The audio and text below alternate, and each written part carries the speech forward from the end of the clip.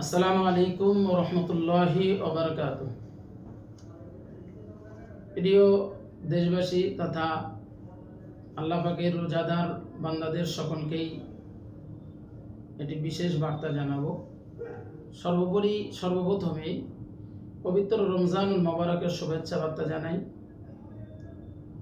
ওর কথা, এই পবিত্র রমজান রহমতের মাস, মাগফিরাতের মাস ও নাজাতের মাস।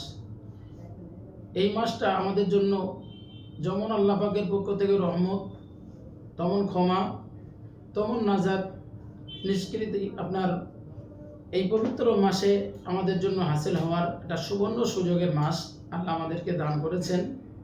তো আরও একবার এই পবিত্র মাসের শুভেচ্ছা বার্তা জানাই।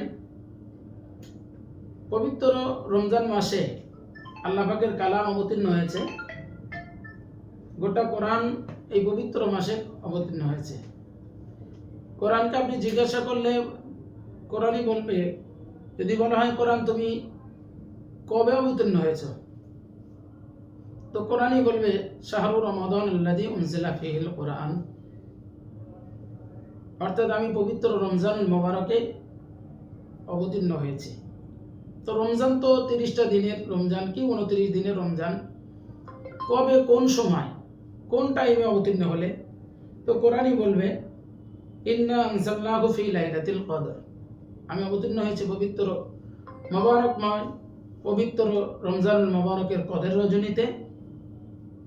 কোরআনকে আবার যদি জিজ্ঞাসা করা হয় তুমি অবতীর্ণ হওয়ার আগে কোথায় ছিলে, সেই পবিত্র কালাম বলবে ফি লাওহিম মাহফুজ, আমি পবিত্র লাওহে মাহফুজ সংরক্ষিত সিলেক্টে সেখানে ছিলাম। পৃথিবীর মানুষের জন্য উপহারের জন্য আল্লাহ পাক আমাকে এই পৃথিবীতে পাঠিয়েছে, গোটা মানুষদের জন্য হেদায়েত স্বরূপ। তাই বলবো পবিত্র মাসে যেমন কোরআন অবতীর্ণ হয়েছে, সাথে সাথে এই পবিত্র মাসটা হলো রহমত, মাগফিরাত এবং ক্ষমার মাস, নাজাতের মাস। আপনারা সকলেই এই মাসে যত বেশি বেশি আমরা সবাই নেক আমল করতে পারবো, আল্লাহ পাকের নৈকট্য হাসিল বেশি বেশি হবে।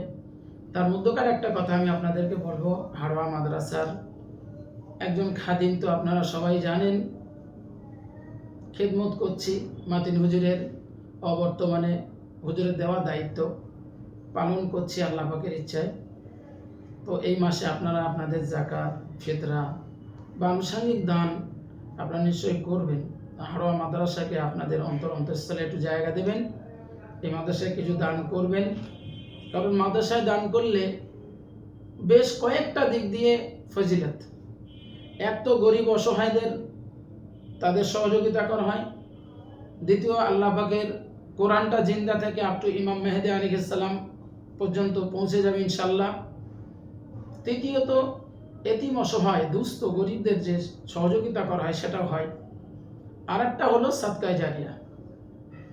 এই সাদকায়ে জারিয়া অনবরত মরণ বাদেও কবরে শুয়েও পাওয়া যায়।